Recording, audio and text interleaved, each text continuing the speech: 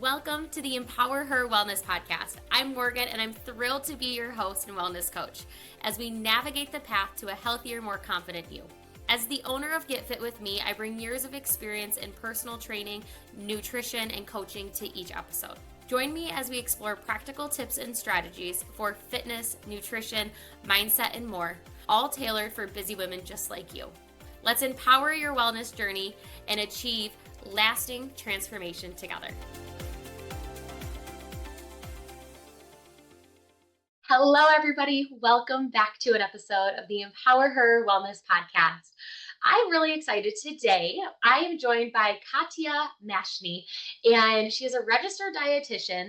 We met at a Mother's Day women's event, which you've heard a lot of our recent podcast guests have been from that event. Dr. Elena Walla put it on back in May, and we connected, and so many of my clients, or so many of you have reached out asking about high blood pressure, high cholesterol. It runs in my family. How do I avoid it? Or I'm already at the point where my doctor's asking me to take medication. Can I make changes to my diet? And that's why I thought of Katia today, was to just kind of think about, I've got a nutrition degree, but I'm not a registered dietitian, and she works day in and day out with clients who deal with this, as well as many other health, whether it's chronic or just day-to-day challenges. So with that, Katia, I would love for you to introduce yourself, share a little bit about why you became a registered dietitian, how you got into your line of work. Okay. Well, thank you so much, Morgan, for having me here. It's really a pleasure to be on your podcast and talk to you today. Again, my name is Katia. I'm a registered dietitian and board certified health and wellness coach. And so I became a registered dietitian because growing up, I was always around diet conversations. There's always this conversation that somebody has diabetes or high blood pressure or high cholesterol. Funny enough, it runs in my family, all of these, plus more. So it was always part of a conversation. They're always seeing a dietitian or being put on medication or changing medication, all of that. So listening to these conversations, I was like, you know what? I just want to learn how to eat so I don't end up with these conversations and having to take medications and just figure out how to do it for my lifestyle. So that's where the inspiration came and the interest in nutrition. And every time, they wanted to be put on medication or have to change their lifestyle because of a certain condition, then there was like the talk about diet. And so I found that it was very difficult for people to change their diet, especially when they're diagnosed in their 40s, 50s, and they're having all these habits that they're already built early on.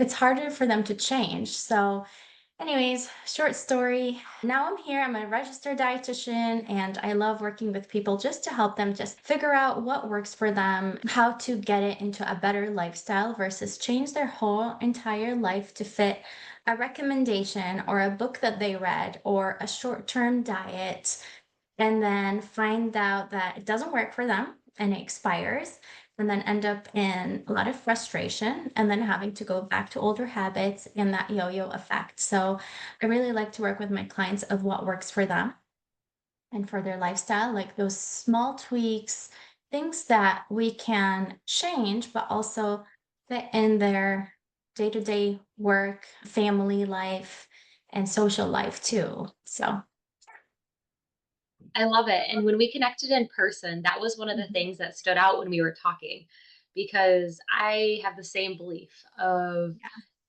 really our health does not have an expiration date, but so Mhm. often, especially as women, because this is the Empower Her Wellness podcast for women, we find something that gets us to that result, but it's not, but it does have an expiration date.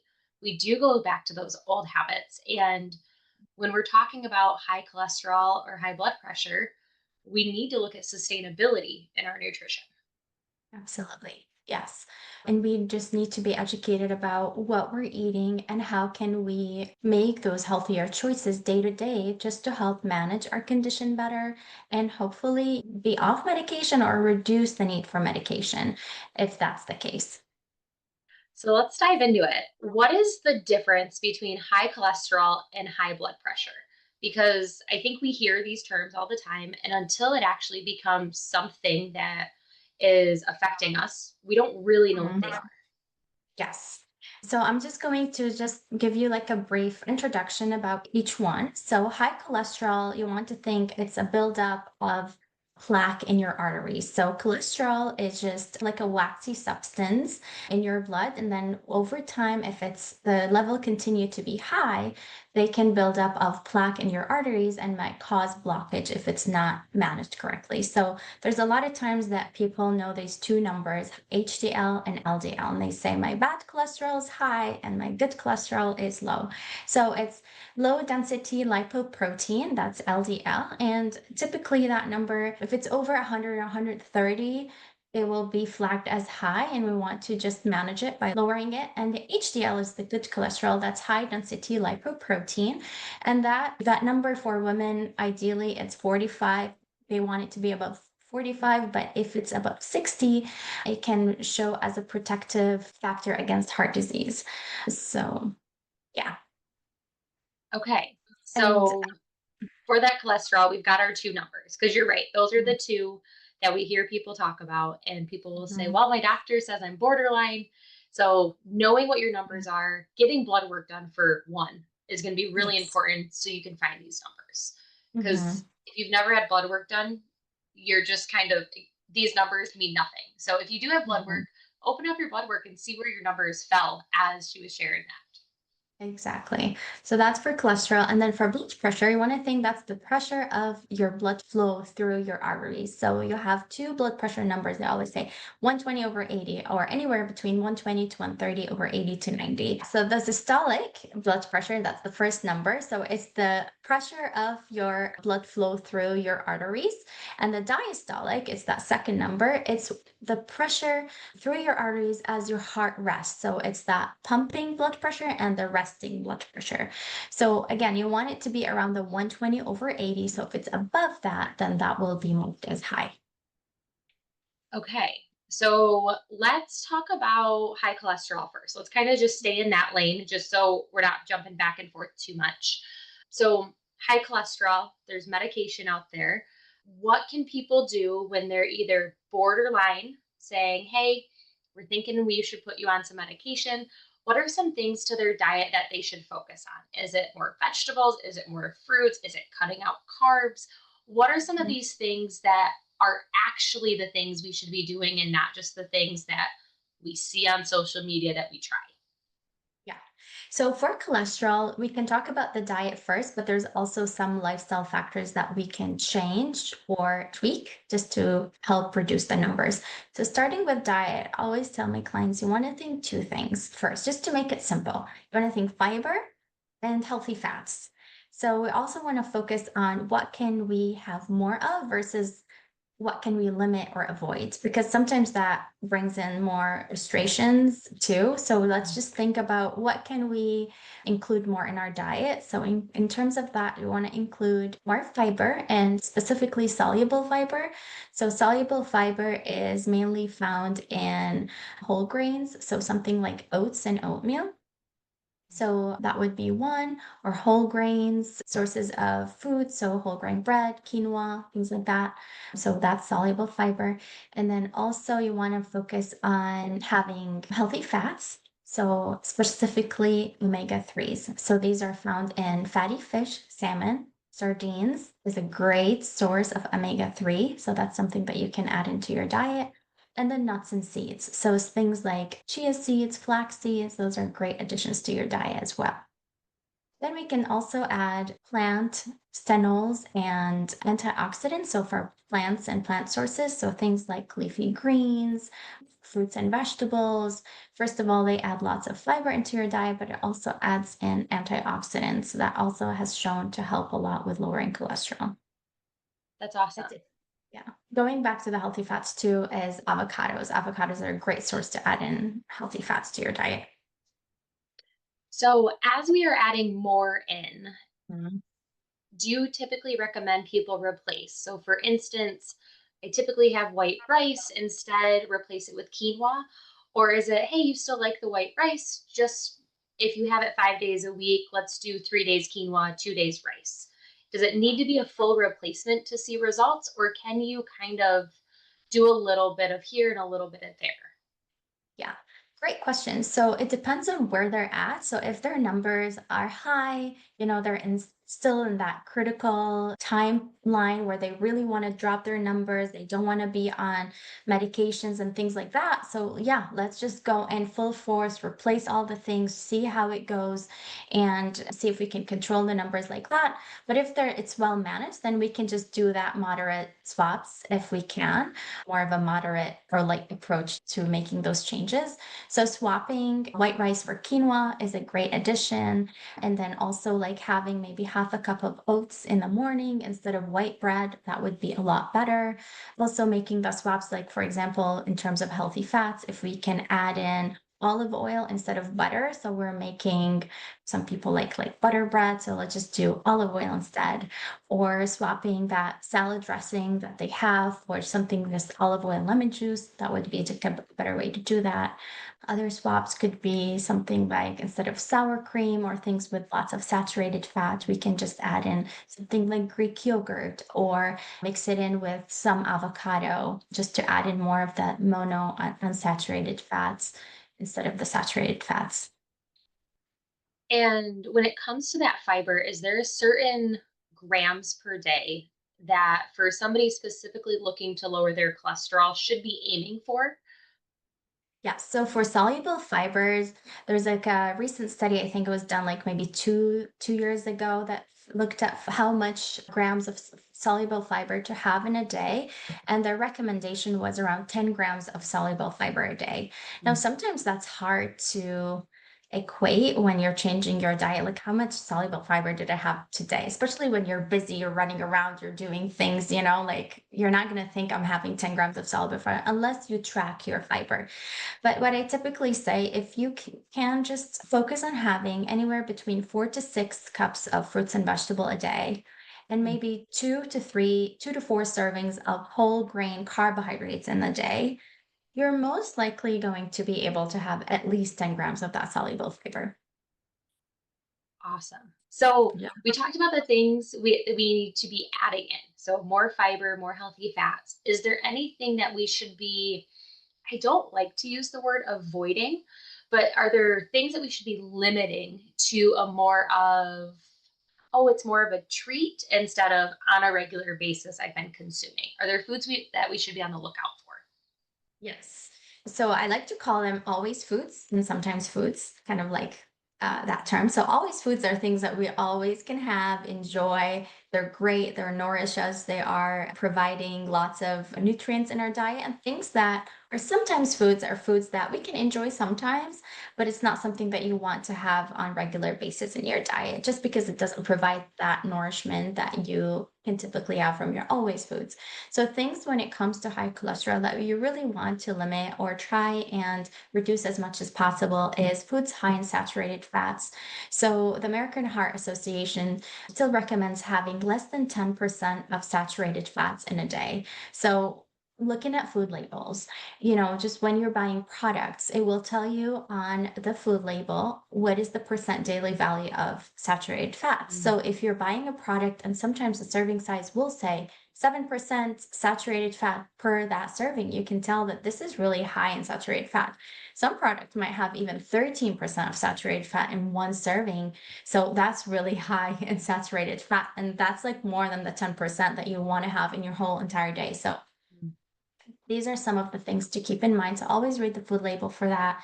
You want to try and limit trans fat as much as possible, preferably no trans fat. So whenever you want to buy products, they would say like zero trans fat. That would be on the front label, like yay. So that's something just to look for.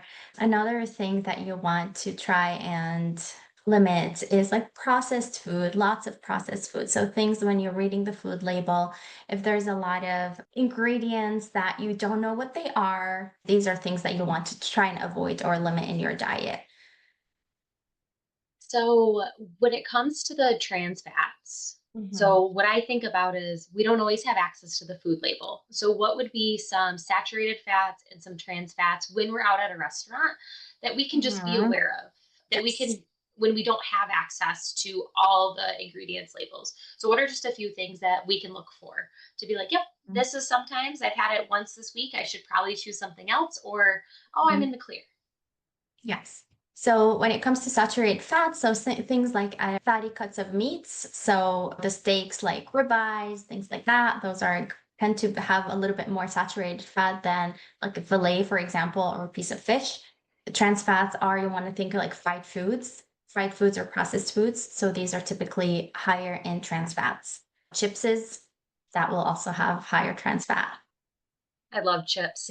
Yes. There are the better alternatives of chips that will have like zero trans fat. So if you're at a store and you love chips and you want that, you can just read the food label for it too. Okay. So foods that we should be getting more of, those always foods, those sometimes Mhm. foods. Anything else in that food category that we should talk about before we move on to those lifestyle changes? Mhm. Other things like candies, lots of chocolates, dark chocolate can be okay, but if we're having other kind of candies and chocolates, those will typically have more to be on like the sometimes foods versus the always foods. And yeah, those are mainly the ones. Awesome. So we talked about foods that we should have always, foods we should have sometimes, foods that are going to help us with our cholesterol, managing or reducing those numbers. So before we move on to some lifestyle changes, because I'm guessing there's going to be some similarities here between lowering our high blood pressure and lowering our cholesterol. When it comes to those lifestyle changes, let's move into our high blood pressure. What foods should we be consuming? Or should be consuming a little bit less of to Mhm. help with that, because that is a big thing. And I have a fair number of clients that are on a blood pressure medication, and the more meds that we have, the more side Mhm. effects they are, the more interactions, and the more we don't feel like ourselves. Mhm. So knowing that, how can they start to manage that with their diet? Yeah. So with blood pressure, always hear I need to avoid salt, right? Like salt is the enemy. Doesn't have to be that way, but you really want to manage your salt intake and just, keep an eye on where is that salt from, right? So first thing you want to talk about sodium intake in your diet. Sodium intake and hydration. So they go hand in hand. So sometimes some of my clients, I have to limit their sodium or their sodium in foods a little bit more just because their intake of water is not high, right? So that's that factor. So really want to focus on sodium in food. So reading food labels for sodium, and the food label that you want to look for is the percent daily value. Again, just talking about that percentages. Anything 10% or less is going to be food products that is lower in sodium. 5% or less is just really low in sodium, and that's great.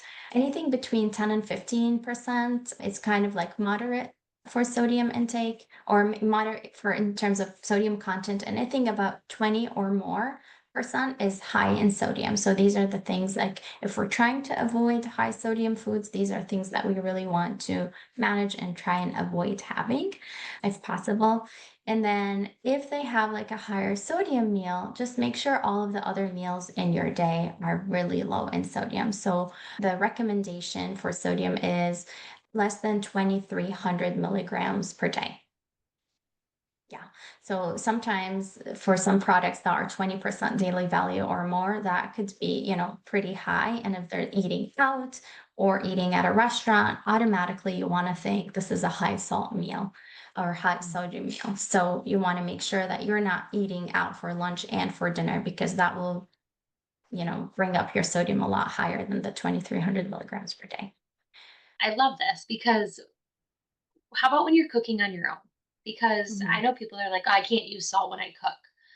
But if I Yeah. have a fresh piece of steak and I've got broccoli and I've got rice, let's just keep it simple with that. Yeah. Am I like, how do you monitor salt when you are cooking and to Mhm. know, like, okay, a little bit's okay?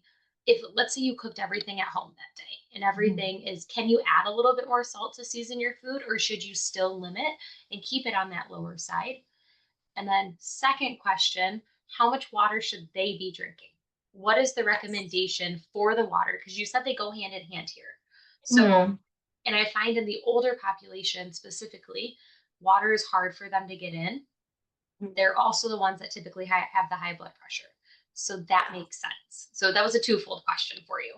Yeah, great questions. So I'm going to give you just another number, like a quarter teaspoon of sodium can be around 600 milligrams of sodium. So if we want to have less than 2,300 milligrams of sodium a day, if we allow that quarter teaspoon, the 600 for maybe 2 servings, probably for like 4 servings, that would be okay.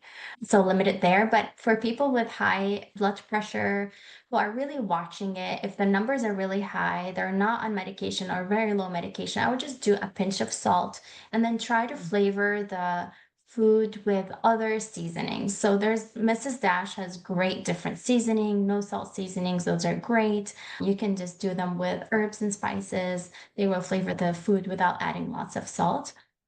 And that's where lifestyle really comes in.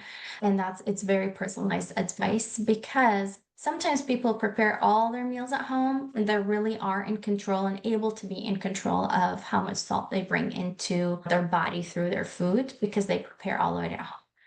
Other people, they eat out, there's lunches at work, there's dinners, there's reliance on packaged food, there's hidden sources of sodium in their meals that they're not aware of, and that pinch of salt might be adding a lot more into their diet. So that's where really we need to look at where are you eating from, what are your sources of food, and how can we control it into your diet. Got it. Okay, so that's good to know that a pinch of salt is about what we should be. And honestly, we all probably should, unless we are an athlete and we're expending a ton of sweat. But if Mhm. we're not staying hydrated, Yeah, then we also have to keep that in mind. So, yes, you have to keep that in mind. with that, what should their hydration needs be looking like? Is it a Yeah. certain amount of ounces? Is it a percentage of their body? Is it an Mhm. age thing? I Mhm. know what I tell my clients, but it's not specifically for high blood pressure. It's more of the generic, please drink more Mhm. water in life because it does amazing Mhm. things for us. Yes. And that's kind of like it. I don't think there's like for blood pressure, it's kind of like the normal recommendation. We just want them to be really, the general rule of thumb is half your body weight in ounces. Some recommendations are like around 90 ounces, 80 to 90 ounces for females of water a day, and then around 100 to 120 ounces of water for males a day. So that's just the general recommendation. However, I also have some clients who only have like 8 ounces of water a day. And so I don't expect them to up their water intake to 90 ounces a day because that's not going to happen. So we just do small steps. Let's say increase it by 40 ounces and then limit other things in your diet that might not contribute to hydration. So, for example, things like caffeine. That's another thing that when high blood pressure, we need to monitor other things that are very high sodium in your diet. So if you're not really up to that hydration level, you're not able to drink the 80 to 90 ounces of water a day. So let's look at the sodium in your diet and how can we limit it until you're able to get to that optimal hydration level that you need to be at, right? So there's where personalized advice is important, and that's where the tweaking for lifestyle factors comes in. Absolutely, because I track my food every once in a while, and I have my clients before we do anything, we got to track because if not, you don't know what's happening. But Yeah. just to look deep dive into all those sodium numbers, where is it coming from? Mhm. Like that's a whole nother level to pull back Yeah. from just the general of are you getting enough vegetables? Because everybody's at a different stage. So having that Mhm. personalized person to Mhm. ask and to do that deep dive for you, because let's be Mhm. honest, you're not Mhm. going to deep dive on your own or you would have done Yeah. it already. Yeah.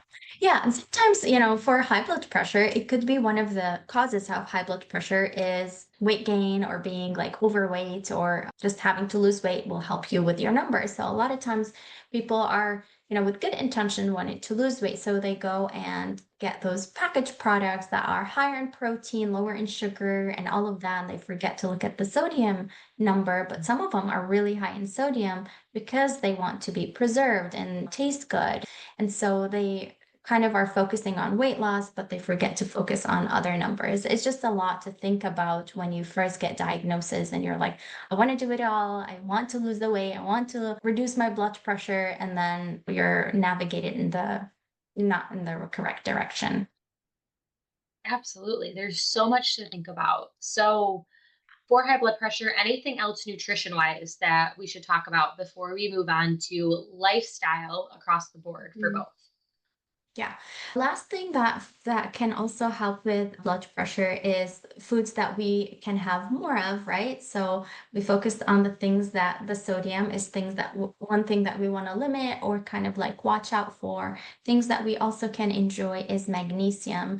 So there's some studies that have shown that even magnesium glycinate as a supplement can help relax your blood vessels and so can help with reducing blood pressure. So magnesium is also like found in food sources such as avocados, nuts and seeds, and some leafy greens.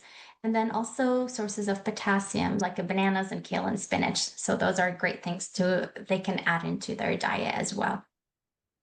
Perfect. Okay. I love this. And if you have any resource like sheets of, I would love to link them to the show notes so people can go and actually see these because Yes.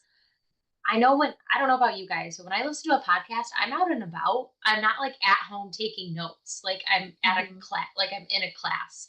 So Yeah. that's part of the reason we've got those show notes is so that anything we talk about, if we have a resource for it, whether it's a Mhm. book or a person or a sheet, we can actually give it to you rather than you having Mhm. to sit here and take notes because that's not the point of the podcast by any means.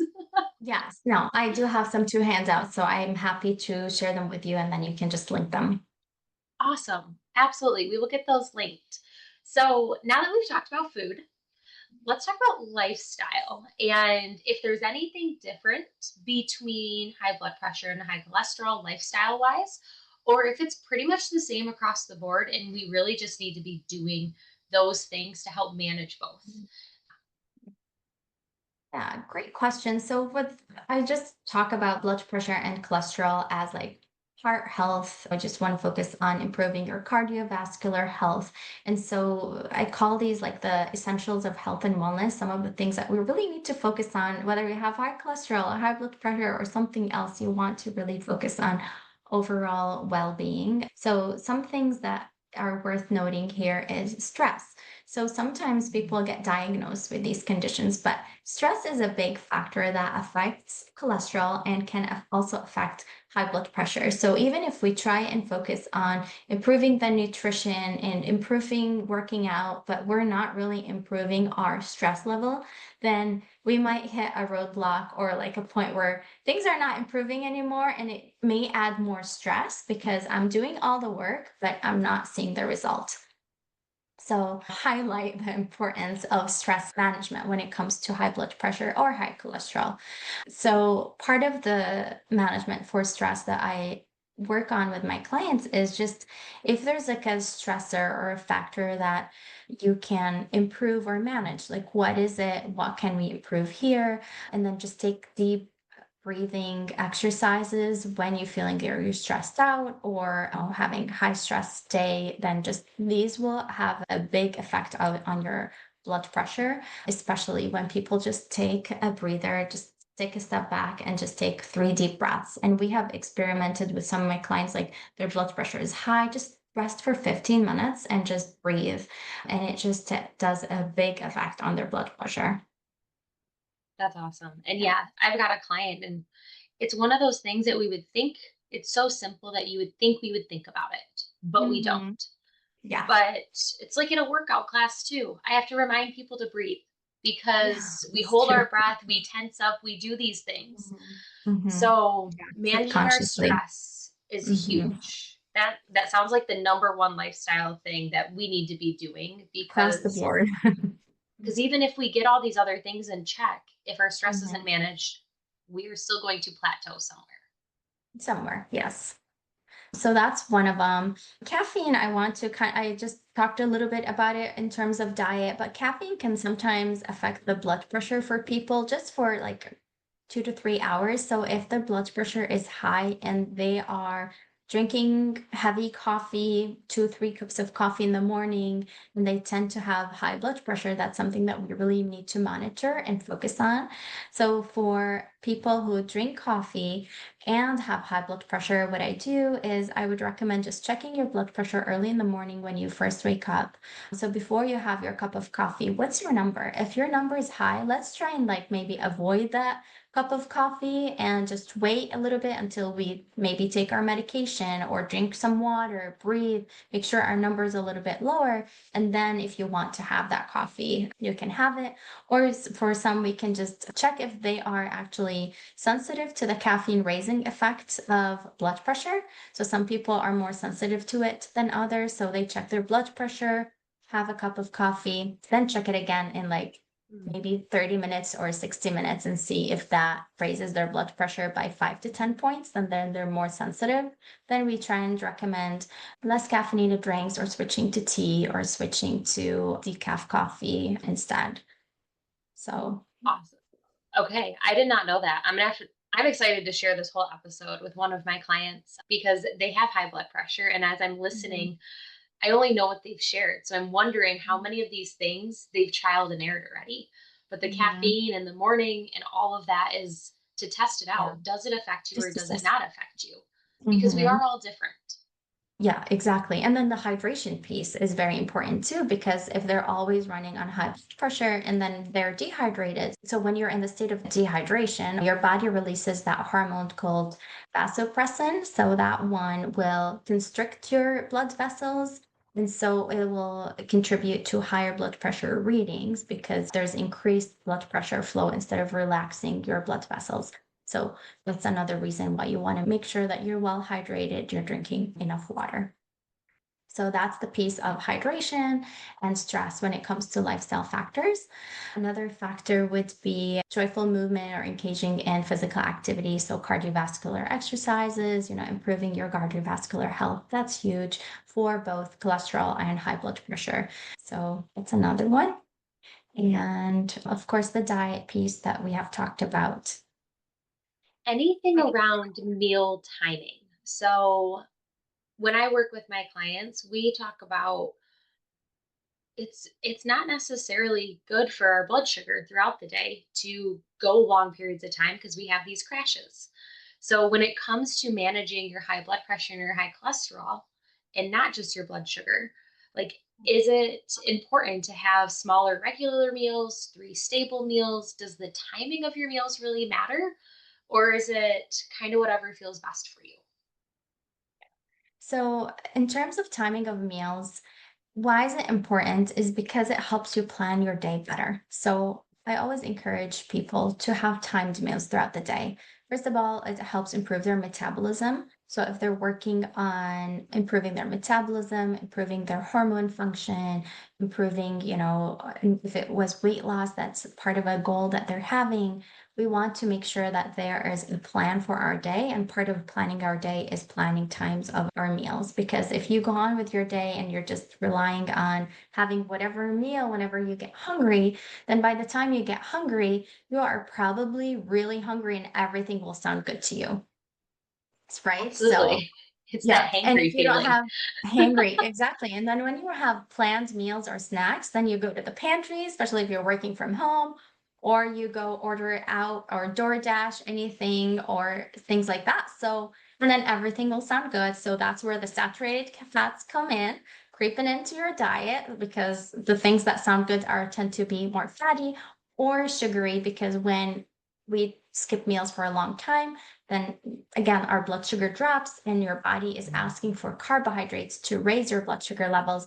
And so you will get more sweets and candies or that cookie or donut that's sitting in the office room or lunchroom. And that's where the source of saturated fats or maybe trans fat is in. So these are the things that we want to watch out for.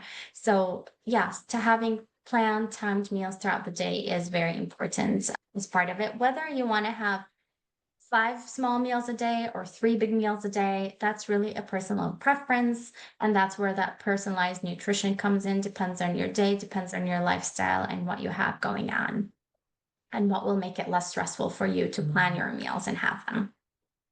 Right, because that's a whole different story conversation we can have of Yeah. there's one thing to say I need to do it. There's another to plan it and also to actually have the right meals on in your back pocket at all times. Yeah, exactly. So I've got just a few more questions before we kind of wrap up. So tracking progress. I think one of the biggest things that I run into is my clients will get blood work done.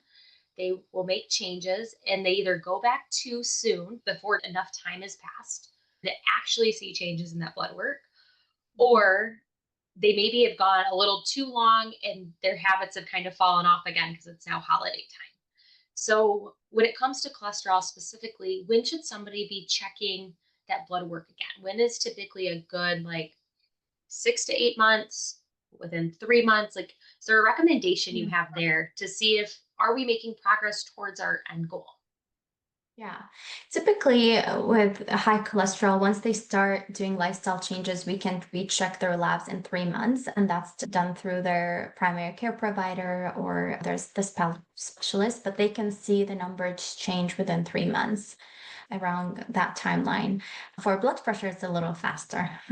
So you can see your blood pressure can fluctuate within 24 hours or within like 6 to 12 hours, right? But for the changes to be happening with blood pressure, if we're working on hydration and changing diet and things like that, for it to drop to normal, maybe a little bit more than 24 hours, but you can see those numbers fluctuate throughout the day with blood pressure, but you need to stay maybe consistent for at least 21 days.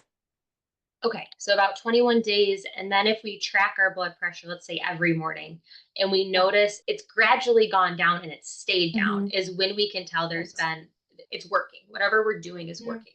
Is working, right. So we want to continue with those changes and maintain them. Okay, perfect. Yeah, I think that's the hardest part is when we can't always track. Like we can track Mhm. our actions, but knowing if something is working or not. Blood pressure, we Mhm. can all go buy a blood pressure cuff.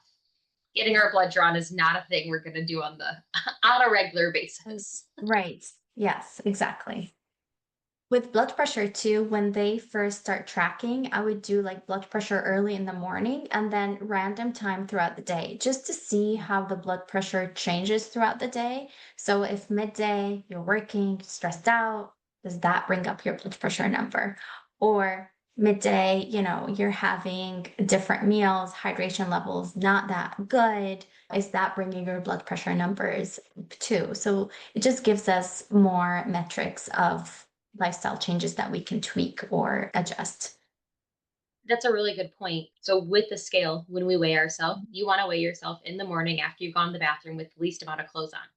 While your blood Exactly. pressure, and if you're someone who weighs yourself throughout the day, there are going to be fluctuations because we eat. Yes. Yeah. Your blood pressure also has fluctuations, but those fluctuations matter. The Mhm. fluctuations on the scale throughout the day don't Doesn't matter. matter. Exactly. So it's knowing which ones to do frequently throughout the day and the Yeah. reasoning behind it. Yeah. And we don't want to like be doing it every hour, but like I would just do one in the morning just to see what our baseline is. And I sometimes tell them like randomly check it in the afternoon, sometimes check it in the evening, sometimes, just random numbers. And we just write down like timing of the day just to see how your numbers run throughout the day. Awesome. Okay, so my last little question that I have before we do a takeaway is mindset and habits. What is, I guess, a tip or a trick or something that you help how to get your clients continue to be motivated around the habit change and the mindset portion, which is the hardest? I mean, this is something that they're gonna have to keep doing the rest of their life, most likely. How do Mhm. you help them through that part? So, first thing I work on with my clients is trying to create that health vision for them, is creating a health vision that is very important. What do they value? What's important to them? What are some of the strengths that they can utilize throughout this change in habits, change in lifestyle? Any support people that we want to include with these changes, because they are their accountability partners. They are people that will help remind them of their goals and help motivate them throughout the way versus our sessions sometimes or in between our sessions.